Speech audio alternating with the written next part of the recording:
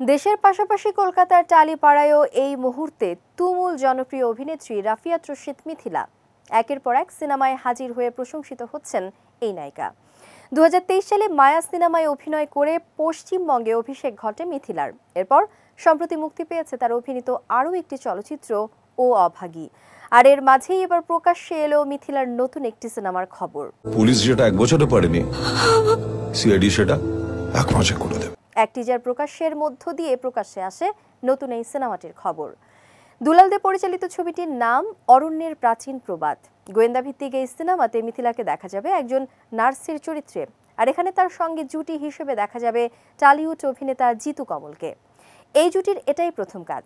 চরিত্রটি নিয়ে 1.5 বছর আগে অভিনেত্রীর সঙ্গে কথা বলেন পরিচালক দুলাল দে।